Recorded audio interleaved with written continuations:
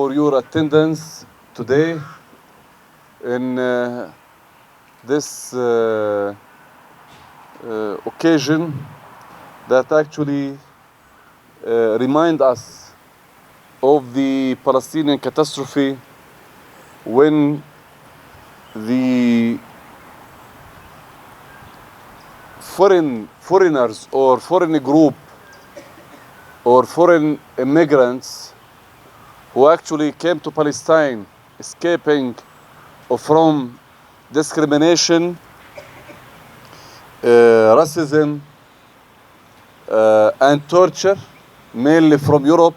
When they came to Palestine, we received them. We received the Jews as guests. But within a few years, they started to build their small complexes and compounds and to invest in our country. We help them as visitors or as guests. But when the British occupation started in 1917 in Palestine, they made coalition with the British occupation and they started to work against us and to behave as occupier. After 30 years, in 1947, the Jewish minority, as one of the results of the Holocaust in the Second World War, and after 2 years of the end of the Second World War, after 2 years of the establishment of the United Nations, they achieved, in cooperation with the colonial powers, mainly Britain, they achieved the resolution 181 that issued in 29th of November 1947, and they got a United Nations resolution to establish their own country in a part or more than half of historical Palestine. No one consulted with us and no one take our opinion. Just they want us to pay exactly the price of the Holocaust crime. And put in your mind that this Holocaust, it happened in the European theater by mainly European fighters. But we paid the price at the end of the day. Anyway, this just small introduction about the Palestinian Nakba or catastrophe when they dismissed in 1948, after less than 6 months of that resolution. In the 29th of November 1947, they dismissed and displaced more than half of the Palestinian people. Nowadays, we are 14 millions, 7 millions inside historical Palestine and 7 millions outside Palestine in diaspora. But let's speak about Israel a little bit. Israel actually, it's a combination, it's a colonial power, and it was created as a colonial base in the Middle East to divide Africa and Asia, because Palestine actually connect Asia and Africa, and Palestine actually connect the west of the Arab world and the east of the Arab world, and Palestine actually is the heart of the Islamic world. Palestine in very great geographical position, but also it's very spiritual and religious place for all Muslims and Christians, and it's the Holy Land or the birthplace of Jesus. For these reasons, they want to create a colonial base in Palestine, and they created Israel. Israel actually it is not normal country. Israel, you know that how nowadays how they behave above the international law, the international community, because they are well protected from all the colonial powers. But we can mention small facts. Israel population, they came from 120 countries.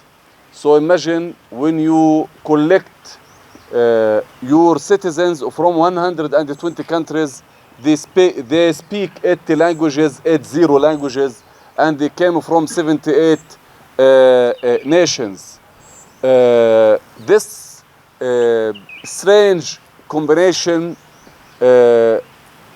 give us the current result of Israel. They failed to integrate, and they found the only way to prove their loyalty, I'm talking about the politicians, just how to be or how to behave extremists in the most extremist way. This is what we see, and for this reason we have the genocide for month 19 now. I will not speak too much about Gaza, but I can say that Israel dropped in Gaza Strip more than 100,000 tons of bombs, which actually means that 7 times more than Hiroshima nuclear bomb, because the Hiroshima nuclear bomb was only 13,000 tons. Israel destroyed everything in Gaza Strip, the hospitals, and today, just in the last hour, the Gaza European Hospital announced that it's out of the Ministry of Health announced Gaza European Hospital out of service after the Israeli military attack the last 2 days. And in the last hour, Israel killed another journalist. So now we have 216 journalists who were killed by the Israeli apartheid occupation. And in the last 1 hour, Israel added a new family or deleted a new family in Khan Yunis city from the civil record. We should understand that the Israeli apartheid occupation tried to prove that they have the enough power to change everything and to do anything, but at the same time they want the world to pay solidarity with them because their grandfathers were killed 8 years ago during the Holocaust. But they deny their Holocaust and their crimes nowadays, and they deny anyone, or they refuse anyone to speak about this kind of crimes. And I am sure that you follow the news to see, for example, how the war criminal Benjamin Netanyahu, the Israeli prime minister, attacked, for example, the French president yesterday because he said, President Macron said that what is happening in Gaza Strip is shameful. And they attacked Netherlands, actually the European countries, because the new or the current Israel doesn't accept any word of criticism. And actually, if you read the history, you will see how the countries planning, or the big powers planning their collapse by such these behaviors. In spite of our pain, and in spite of more than 53,000 of civilians who were killed in this genocide, in spite more than 120,000 wounded in this genocide, in spite then the missed people who actually under the rebels, more than 13,000, actually they were killed, but we cannot reach them to record them in our Ministry of Health as dead until now. In spite that they destroyed the universities, 13 universities and college universities in Gaza Strip, and destroyed more than 57% of schools in Gaza Strip. In spite that they displaced 2.2 million from 2.3, imagine, in Gaza Strip. In spite they're using the starvation as a weapon just to defeat our children and our women. In spite all this kind of crimes, the narrative of lies, I can assure you one thing. The occupation cannot guarantee its future by this kind of crimes, any occupation. And this actually a lesson that we learned it from all the free countries, all the free peoples like Zimbabwe, who defeated the apartheid regime that was established by Jan Smith as a twin apartheid regime of the the current Israeli apartheid regime.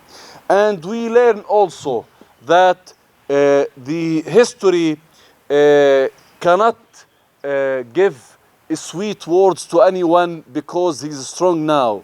Later on, the historical or the scholars will write their narrative according to the facts, and the fact that will be written about Israel as the fact that you read it about nowadays about the South African apartheid regime and the Nazi regime and the other criminals who ruled or occupied and tortured other peoples and their peoples for many reasons.